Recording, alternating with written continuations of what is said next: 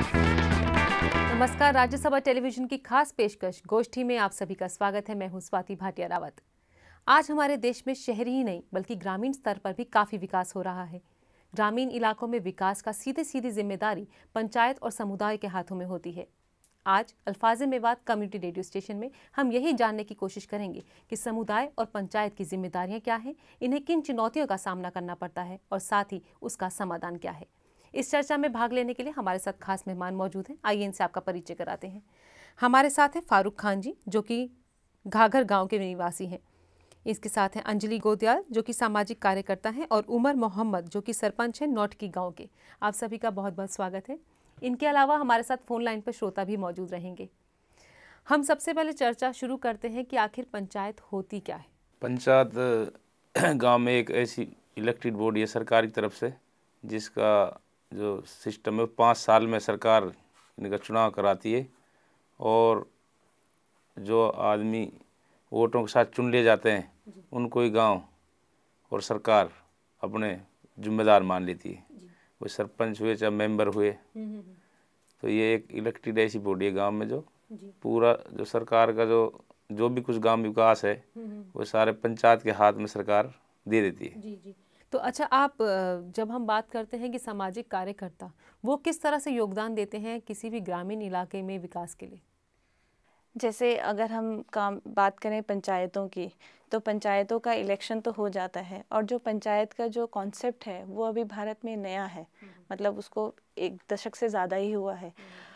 तो जो ये कार्यकर्ता चुने जाते हैं, इनमें इनका कैपेसिटी बिल्डिंग, मतलब इनकी जो क्षमता है, जो सामाजिक कार्यकर्ता, एज ए सामाजिक कार्यकर्ता जो हमारा रोल है वो है पंचायतों में के जो सदस्य हैं उनका क्षमता निर्माण करना। जैसे उमर मोहम्मद जी हैं, इनके जैसे कई सरपंच हैं, बहुत सारे लोग हैं जो पहली बार चुन के आते हैं। एक गांव के परिप्रेक्ष्य में रहने वाले पहली बार चुन के आए हैं, तो उनको और सरकारी कार्यकर्ताओं से, सरकारी अधिकारियों से कैसे वो डील करें, कैसे अपने प्रपोजल्स बनाएं। तो हमारा जो रोल है वो है इनका क्षमता निर्माण का। और सबसे ज़्यादा हमारा रोल आता है महिलाओं के लिए, क्योंकि आप जानते हैं हमारे देश में महिलाएं हैं, गांव की महिलाएं हैं, तो उसमें गांव अपने घर के कार्यों में बहुत बिजी हैं। उसके बाद जो सामाजिक अंकुश है महिलाओं के ऊपर वो बहुत ज़्यादा है। तो एक महिला जो सिर्फ चुनाव में, मतलब आरक्षण के कारण बहुत सारी महिलाएं चुनाव जीत के आती हैं, लेकिन अब हम उनसे एक्सपेक्ट करना कि वो गांव में लीडरशिप रोल ले सकें, वो थोड़ा बहुत ज़्यादा हो जाता है। तो उन महिलाओं के साथ काम करें, कैसे हम धीरे धीरे उनका परिप्रेक्ष्य समझते हुए उनकी क्षमताएं निर्माण करें, ताकि वो जिस रोल के लिए चुन के आई हैं वो उसे अच्छे से निभा सके। तो यही मुझे लगता है कि एक सामाजिक कार्यकर्ता का रोल है। मतलब हमें पंचायतों को रिप्लेस नहीं करना है गाँव में, पर उनकी मदद करनी है, उनकी मदद करना है, और उन्हें इतना सक्षम करना है कि वो अपना काम बखूबी तरीके से निभा सके गाँव में। अच्छा फारूक जी, आपसे अगर हम जानना चाहें, तो आप एक कॉमन मैन है, रिप्रेजेंटेटिव है अपने गांव के। आपको क्या लगता है कि आपकी गांव में पंचायत जो है वो किस तरह का काम कर रही है? देखिए, हमारे गांव में जो पंचायत काम कर रही है, एक जो पंचायती राज का जो नियम है कि जो ग्राम सभा कराते हैं, ग्राम सभा कराने के बाद में जो पंचायत की जिम्मेदारी होती है कि आप पूरे गांव की ग्राम सभा करा के उसके साथ में फिर जो भी निर्णय विकास के कार्य जो हैं उनको ऊपर चर्चा करते हैं। ग्राम पंचायत चर्चा करती है गांव के साथ में, और फिर एक प्लान बना करके, एक योजना तैयार करके फिर उसको आगे बढ़ाने का काम करती है, और उसी तरीके से पंचायत हमारे गाँव में काम करती है। जी। तो आप जैसे सरपंच जी, आप किस तरह से काम कर रहे हैं अपने गाँव के लिए? गांव में जो काम हो रहा है, जिस सरकार के लिए हम जो प्रपोजल भेजते हैं, जो मास्टर प्लान बना के भेजते हैं, तो वह सरकार हमको जो पैसा रिलीज करती है उसी आधार से काम करते हैं। जी। अच्छा, जो उतना वो पैसा आपको भेजती है, तो ये जैसे आप प्रपोजल बनाते हैं तो कितने लोग बैठ के बनाते हैं प्रपोजल जब बनाते हैं तो ग्राम सभा में बनाते हैं प्रपोजल। तो ग्राम सभा में जो प्रपोजल होता है उसको हम पंचायत समिति के लिए दे देते हैं, वहाँ से परिषद के लिए भेज देते हैं, और बाकी जो भी डीसी है या किसी एमएलए के या किसी सांसद के उससे कोष से जो भी है ऐसे ही भेज देते हैं। अच्छा, अक्सर ये माना जाता है कि पंचायत और सरकार शायद सेम है। अक्सर लोग इसी में धोखा खा जाते हैं। क्या लगता है इसमें, क्या आप एक डेफिनेशन देना चाहते हैं जिससे ये दोनों का अंतर पता चल सके? वो तो असल में ऐसा है, सरकार और पंचायत बिल्कुल सही है, सेम है। सरपंच भी अपने गांव का सरकारी होता है, लेकिन जितनी पंचायत की जो अपनी पर्सनल गांव की आमदनी होती है उसके ऊपर तो उसको पूरा अधिकार होता है खर्च करने का, लेकिन फिर भी ऊपर अधिकारी रहते हैं, कुछ ज़्यादा मामला तो उनसे सहयोग लेना पड़ता है, अटेस्टेड जो पावर होते हैं उनके पास वो लेने पड़ते हैं, लेकिन जो सरकार होती है वो तो सरकार ही होती है। आप इसमें कुछ कहना चाहेंगी? जैसे ज़्यादातर जो हमारा मानना है वो ये है कि जो सरकार, पंचायत का जो रोल देखा जाता है वो ये है कि सरकार के कामों को इम्प्लीमेंटेशन करना है ग्राउंड लेवल पे, विलेज लेवल पे, वो इम्प्लीमेंटेशन पंचायत को मिलता है। लेकिन सही मायने में अगर हम 74वें या 73-74वें संशोधन को देखें तो पंचायतों का सिर्फ इम्प्लीमेंटेशन रोल नहीं है। पंचायत है वो गांव की एक गवर्निंग बॉडी है।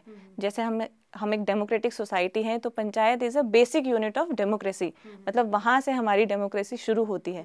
तो वो गांव वालों का नेतृत्व, उनका रिप्रेजेंटेटिव बॉडी है पंचायत। डेवलपमेंट भी उसका एक काम है, लेकिन एक और काम है गांव की गवर्नेंस। तो वो कहीं ना कहीं एक बीच में कन्फ्यूजन हो जाता है कि जहाँ हम देखने लगते हैं कि वो सरकार का ही एक लास्ट माइल अंग मान लिया जाता है पंचायत को, उसमें कन्फ्यूजन है। लेकिन पंचायत एक्चुअल में जो है वो गांव वालों का रिप्रेजेंटेशन है। और पंचायत का जो एक इम्पॉर्टेंट अंग है वो है ग्राम सभा। ग्राम पंचायत ग्राम सभा के बिना अधूरी है। और ग्राम सभा तो सारे जो भी गांव में जिसका भी नाम वोटर लिस्ट में है वो सब ग्राम सभा को कॉन्स्टिट्यूट करते हैं। तो ग्राम पंचायत और ग्राम सभा कॉम्प्लीमेंट्री बॉडीज हैं, ठीक है। तो वो एक तरह से गांव की ही बॉडी है। पंचायत गवर्नमेंट से जो हमारा एडमिनिस्ट्रेशन है उससे अलग है। जैसे हमारे स्टेट में है, सेंटर में है, इसी तरह से गांव में ग्राम पंचायत है। और जो एडमिनिस्ट्रेटिव है वो उसका सपोर्ट है, मतलब उसको वो सपोर्ट करने के लिए है, लेकिन पंचायत उनके नीचे काम नहीं कर रही है। अच्छा, आपसे जानना चाहेंगे सरपंच जी कि ग्राम पंचायत और ग्राम सभा में किस तरह से तालमेल बैठता है? ग्राम पंचायत और ग्राम सभा में जो तालमेल वो ये है कि भाई गांव का जो चौकीदार होता है उससे मुनादी कराकर गांव को इकट्ठा कर और सार्वजनिक जगह पर तो जो पिछले काम होते हैं जो उनके बारे में उनके लिए बताई जाती, समीक्षा होती है भाई क्या काम कराए क्या नहीं कराने, और अगले कामों के लिए मास्टर प्लान बनाया जाता है। अगर उनके लिए सही अगर काम होता आती है गांव के साथ तालमेल है, जहाँ ज़्यादा ज़रूरत होती है, पहले जो काम ज़रूरी है, कोई या रास्ता हुआ या कोई कुछ भी काम हुआ, तो जो काम पहले होना चाहिए तो गांव के लोग संतुष्ट रहेंगे। अगर जो काम ज़रूरी है अगर उसके अलावा कोई और काम कर दिया तो थोड़ा गांव के लोग संतुष्ट। जी, यहाँ हम रुकते हैं, हमारे साथ एक कॉलर जुड़ गए हैं। हेलो, मेरा नाम किशन है। जी किशन, अपना सवाल पूछिए। मैं जिस वार्ड से संबंध रखता हूँ उसकी कुछ समस्याओं को ग्राम पंचायत के माध्यम से उठाना चाहता हूँ, लेकिन मुझे पता ही नहीं चल पाता है कि सरपंच जी या पंचायत कब ग्राम सभा बुलाती है। अब मुझे समस्या उठानी है तो मैं कहाँ जाऊँ? जी, किशन का सवाल बहुत ही सीधा है। वो यही पूछना चाहते हैं कि आखिर ये सभा किस तरह से काम करती है और कैसे उन्हें पता चले कि उन्होंने कहाँ जाना है, अपनी समस्याएं किसको बतानी है। गांव का तो कोई भी आदमी अगर जब ग्राम सभा होती है, साल में 3 बार होती है, और जब भी अगर जरूरत पड़े तो कोई बात नहीं, बुला सकता है सरपंच, और बुलाकर अगर कोई ऐसी समस्या तो उसके ऊपर बैठ सकती है, बैठक बैठ सकती है उसके ऊपर। और अगर कोई अपनी समस्या तो ग्राम सभा में पेश कर तो उसको पूरी ग्राम सभा में पास कर सकते हैं, पास कर ऊपर भेज सकते हैं। ग्राम पंचायत का तो यही काम है, अगर भाई उसको पास कर तो आगे आला अधिकारियों को भेज देना, जब बीडीओ के पास भेज दें, ग्राम जो समिति है या जिला परिषद जो हमारे जिला प्रमुख हैं या डीसी एडीसी जो हमारे जिले के अधिकारी हैं। तो अच्छा, मान लीजिए कि कोई एक शख्स है जिसने अपनी कोई दिक्कत आपको बताई है, कोई परेशानी बताई, और वो ग्राम सभा के पास गया या पंचायत के पास गया, उसे वहाँ से समाधान मिला लेकिन जो उसके हक में नहीं है, तब वो क्या करे? क्या वो उसको अपोज कर सकता है? क्या वो उसके विपरीत जा सकता है? उनके फैसले के खिलाफ जा सकता है, पंचायत के फैसले के खिलाफ?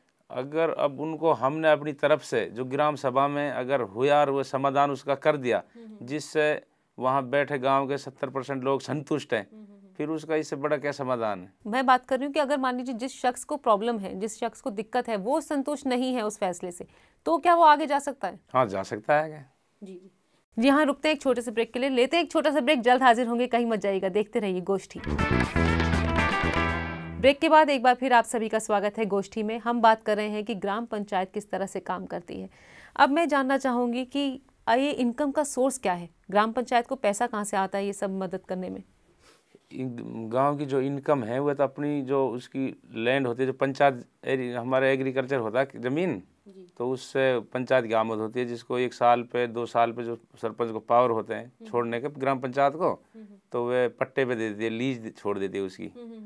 तो यही आमद है। अब जैसे गाँवों में तो यही आमद है, जैसे कहीं जोड़े तालाब है मछली पालन का, तो मेरे गांव में तो नहीं है ऐसा, तो कोई मछली पालन का कोई ऐसा जुगाड़ नहीं है भाई। यहाँ तो अपने जो ज़मीन है वही है जो पंचायत की आमद है जी। यानी कि जो ज़मीन होती है उसी से ही वो अपनी कमाई करते हैं और उसी को पैसे को वो वेलफेयर के लिए लगाते हैं। जो पंचायत की शामलात ज़मीन है जिस पे पंचायत का अधिकार है, वो ज़मीन वो पट्टे पे छोड़ देते हैं सालाना या 2 साल के लिए। तो वो है, अगर पंचायत का कोई तालाब है या कुआं है उससे उनकी आमदनी हो सकती है, या जैसे जो गांव शहरों के नज़दीक है वहाँ पे अगर कोई टावर लगे हैं तो वो भी उनको किराया दे सकते हैं, या पंचायत की अगर कोई दुकानें हैं तो वो उनको सालाना किराया मिलता है। तो इस हिसाब से ही पंचायतों की आमदनी है। तो वो इस पे बहुत इस चीज़ पे भी डिपेंड करता है कि पंचायत के पास कितना रिसोर्सेज हैं। तो ये नहीं है कि हर पंचायत के पास फिक्स्ड आमदनी है। अगर उस पंचायत के पास, वो शहर के नज़दीक है, उनके पास ज़्यादा रिसोर्सेज है तो उनके पास ज़्यादा पैसे होंगे। तो हो सकता है किसी दूसरी पंचायत को पैसे की ज़्यादा ज़रूरत है क्योंकि उनके पास वैसे ही अगर कम रिसोर्सेज हैं, तो गरीबी हो सकता है उस गाँव में ज़्यादा है, लेकिन उस पंचायत के पास पैसे कम होंगे। तो ऐसा कोई इक्विटेबल डिस्ट्रीब्यूशन नहीं है, जितना आपके पास रिसोर्सेज है उतना आपके पास पैसा है। अच्छा, आपको क्या लगता है किस तरह की दिक्कतों का सामना करना पड़ता है आपको? नहीं, देखिए, समुदाय को जो एक परेशानी सामने जो आती है समुदाय के सामने, एक जो ग्राम पंचायत की जिम्मेदारी है कि वो एक ग्राम सभा कराए। और जैसे अभी एक सवाल भी अभी आया था एक श्रोता का कि अपने वार्ड की एक समस्या है, तो ऐसे जो समस्याएं वार्ड के आते हैं, क्योंकि गांव के अंदर क्या होता है, जब पंचायत का चुनाव होता है तो 2 पार्टियां बन जाती हैं, पॉलिटिकल पार्टियां 2 बन जाती हैं। एक सरपंच जो जीता हुआ है, एक हारा हुआ सरपंच है। तो कई सरपंचों की थिंकिंग सोच ऐसी होती है कि जो उसकी पार्टी के लोग होते हैं सिर्फ उनके जो कार्य हैं उनको महत्व देता है, उनके कार्यों को आगे करता है, और दूसरा जो हारे हुई पार्टी है उसके लोगों के कार्य कम हो पाते हैं। तो कई बार ये दिक्कत आती है सामने। कुछ पंचायत ऐसी होती हैं कि वो जीतने के बाद में सरपंच बनने के बाद में पूरे गांव को एक नज़र से देखते हैं, फिर उसका ग्राम सभा में प्लान बना करके आगे विकास के कार्य करते हैं।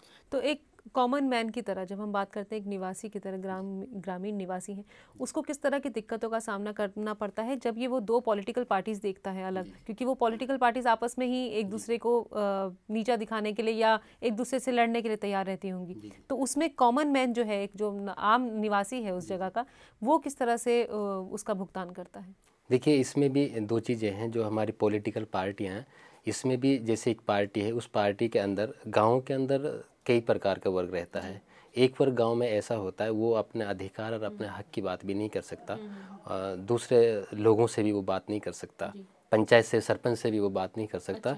और सही मायने में जो योजनाएं स्कीमें चलती हैं उनका पात्र तो वही होता है, वही उन योजनाओं से जुड़ा होता है, बीपीएल परिवार से जो ताल्लुकात रखता है। तो उसको अपनी बात रखने में, यानी पंचायत तक पहुंचाने में या अपने अधिकार लेने के लिए, अपनी बात को आगे तक पहुंचाने के लिए बड़ा कठिनाइयों का सामना करना पड़ता है कई बार। अच्छा, पंचायत के पास कितने अधिकार हैं? आपको क्या अधिकार दिया है सरकार ने? हमको अधिकार दिए भाई, गांव में जो गांव के विकास कार्य हैं भाई उनको करो, विकास कार्य जो गांव के भाई उनको करो। और तो कोई अधिकार है ना, कोई तो है ना, कहीं हम भर्ती कर दिया, कहीं मतलब कोई अथॉरिटी आपको किसी चीज़ की दी है उन्होंने? कोई अथॉरिटी ना। आप इसमें कुछ बोलना चाहेंगे अंजलि? जैसे जो कॉन्स्टिट्यूशनल अमेंडमेंट में उसके हिसाब से 29 आइटम्स डिवॉल्व होने चाहिए, लेकिन पंचायत जो है वो स्टेट सब्जेक्ट है, तो उसमें है कि हर स्टेट अपने हिसाब से डिवॉल्व करे। तो कुछ स्टेट्स हैं जैसे केरला है, उन्होंने बहुत सारे अधिकार पंचायतों को दे दिए, लेकिन कुछ ऐसे स्टेट्स हैं जहाँ पे कि अधिकार पंचायतों तक नहीं मिले हैं। जैसे अगर हम हरियाणा की बात देखें तो यहाँ पर पंचायतों के पास बहुत कम अधिकार हैं।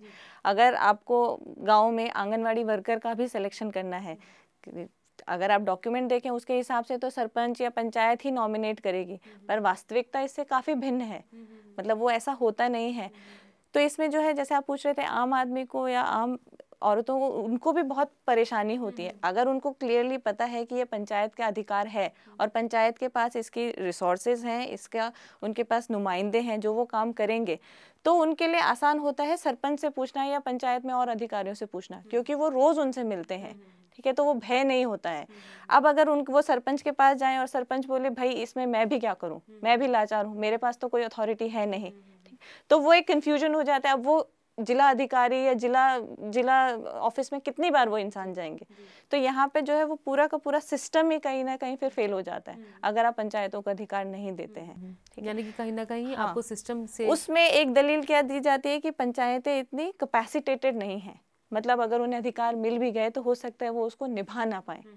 तो ये एक दलील दिया जाता है इसके खिलाफ कि वहाँ पे बहुत करप्शन हो जाएगा, पंचायतों में वो ज़्यादा फ्यूडल सोसाइटी हो जाएगा, क्योंकि जो ऊंचा वर्ग है उसका मतलब उसका ज़्यादा दबदबा होगा। लेकिन ये तो मतलब अगर आपको नहीं देना है तो आप कितने सारे और कारण बता सकते हैं। लेकिन अगर एक सीधी तौर पे आप देखा जाए कि वो गांव के लोग हैं, वो सरपंच या पंचायत से सबसे ज़्यादा नज़दीक हैं। आप उन्हें अथॉरिटी दीजिए, बेसिक शिक्षा, हेल्थ, स्वास्थ्य, खेती, पानी, अगर आप ये 4-5 चीज़ें भी सिर्फ पंचायतों को दे देते हैं तो वो उनके ऊपर, क्योंकि उन्होंने चुनाव लड़ा है, 5 साल बाद उनकी अकाउंटेबिलिटी है, उन्हें वापस उन्हीं लोगों से वोट मांगना है, तो वो ऑटोमेटिकली आप काम करेंगे। लेकिन अगर आप पंचायत को भी, सरपंच को भी ये है कि वो बोल सकता है आराम से कि नहीं ये मेरे पास इसकी अथॉरिटी नहीं है, तो आप पूरे पुश नहीं कर सकते। तो आप कहीं ना कहीं जो पंचायती राज का कानून है उसी को ही आप ढंग से समझ नहीं पा रहे हैं, या आप उसके लिए ऑनेस्टली काम नहीं कर पा रहे हैं। वो बस आपने पास करना था तो पास कर दिया। मतलब उसमें एक कॉलर हमारे साथ जुड़ गए हैं। हेलो, मैं रामदीन बोल रहा हूँ। जी रामदीन, अपना सवाल पूछिए। मैडम, मैं BPL श्रेणी में आता हूँ। पंचायत की तरफ से मुझे मकान बनाने के लिए ज़मीन तो मिल गई है, लेकिन पैसा अभी तक नहीं मिला और मेरी कोई सुनवाई नहीं हो रही है। मुझे कुछ समझ में नहीं आ रहा है कि मैं कहाँ जाऊँ। ये फिर वही सवाल है कि कहाँ जाएं। कहीं एक कोई डेस्टिनेशन नहीं अभी तक लोगों को पता है या जागरूक नहीं है, जिसकी वजह से वो दिक्कतों का सामना करना पड़ रहा है।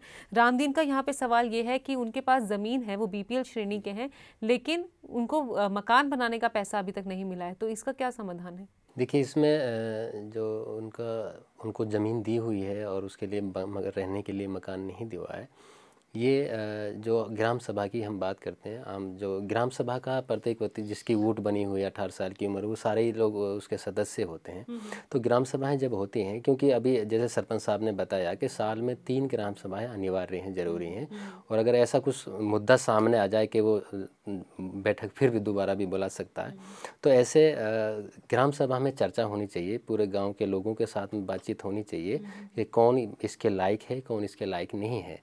और फिर ऐसी ग्राम सभा में उस आदमी का, क्योंकि अभी इनको ग्राम सभा में सरपंच से बात करना चाहिए कि हम ग्राम सभा कब करने वाले हैं, और उस ग्राम सभा में अपना सवाल रखना चाहिए। और फिर पंचायत के आगे वो सवाल जाए, ग्राम सभा में वो सवाल उठाया जाएगा और उसको आगे उसका नाम भेजा जाएगा, तब इनको उस सुविधा का फ़ायदा मिल सकता है। अमर, आप इसमें कुछ कहना चाहेंगे कि क्या है, किस तरह से वो आगे अपनी ये बात रख सकते हैं? जो हाल में ये सर्वे हुई थी थोड़ा दिन पहले, तो वो जो सर्वे हुई थी BPL की, उसमें एक कैटेगरी बनाई थी 0 अंक से लेकर 5 अंक तक। उसमें सबसे पहले सरकार की जो पॉलिसी थी वो 0 अंक की थी, बस जिसका 0 अंक है उसको मकान बनाओ सबसे पहले, फिर 2 अंक, 1 अंक, फिर 2 अंक, ऐसे ही कैटेगरी थी।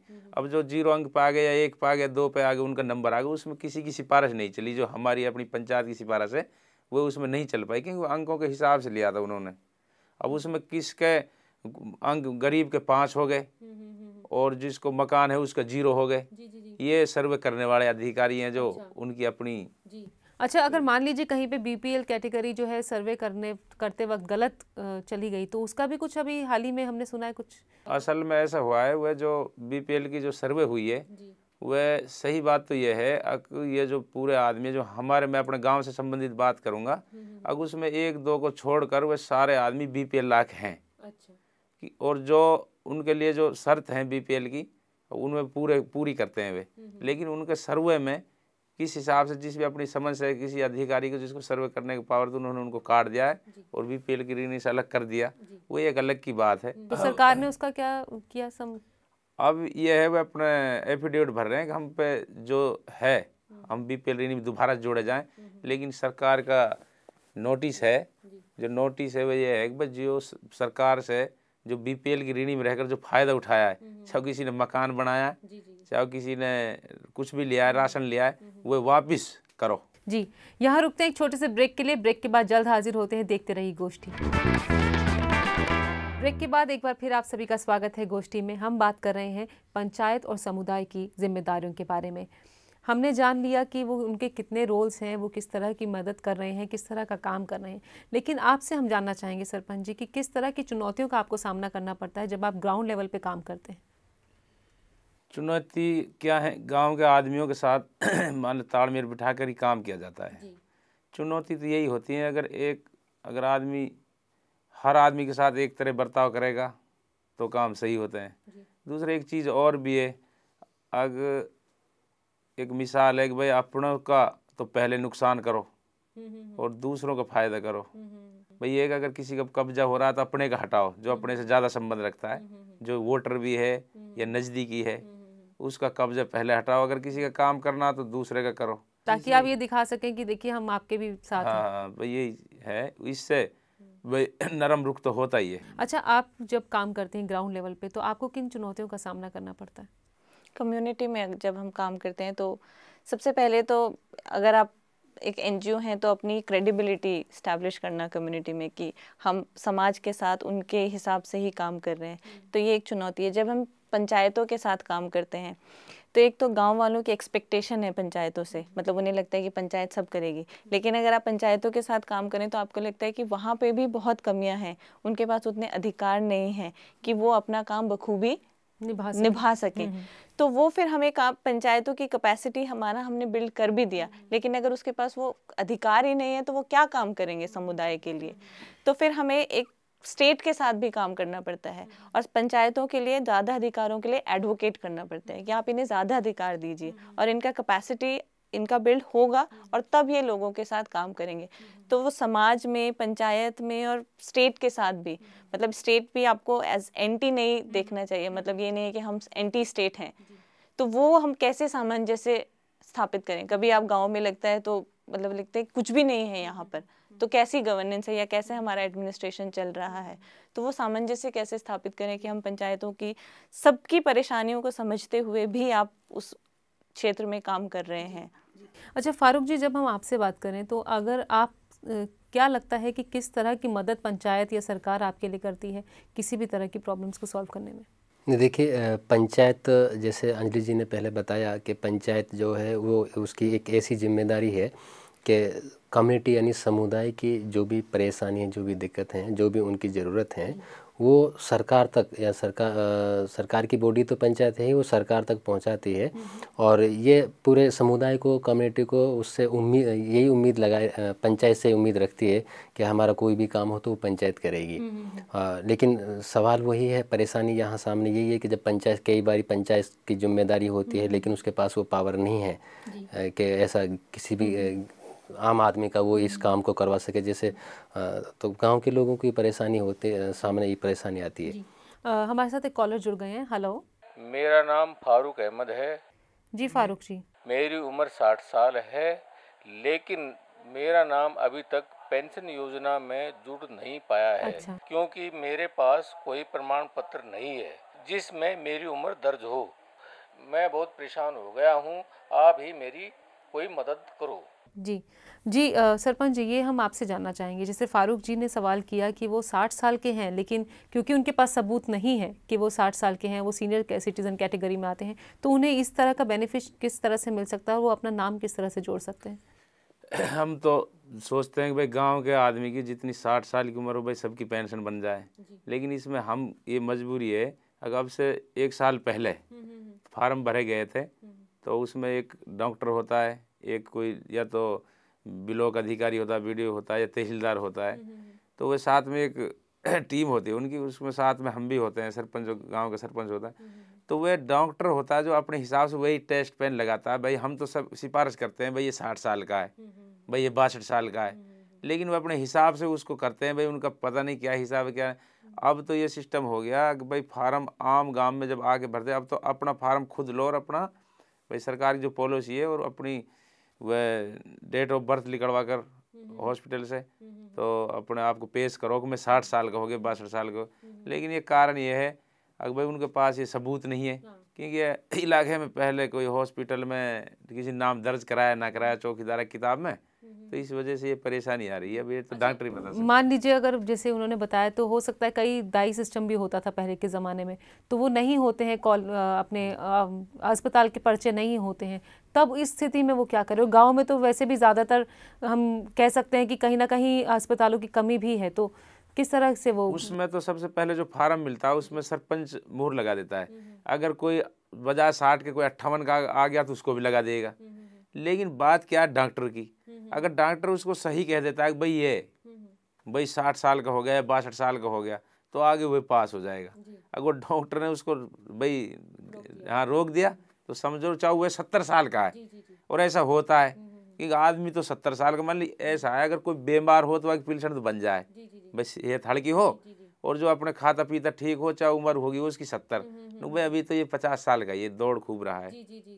फारूक जी, जैसे इन्होंने बोला कि वो उसकी स्थिति देखकर वो डिसाइड करते हैं कि वो 60 साल का है कि 58 साल का है, तो आपको कुछ लगता है, आप इसमें कुछ जोड़ना चाहेंगे? देखिए, जब पेंशन की बात आती है तो जिसकी 60 साल की उम्र हो जाती है उसको बुढ़ापा पेंशन मिलनी चाहिए।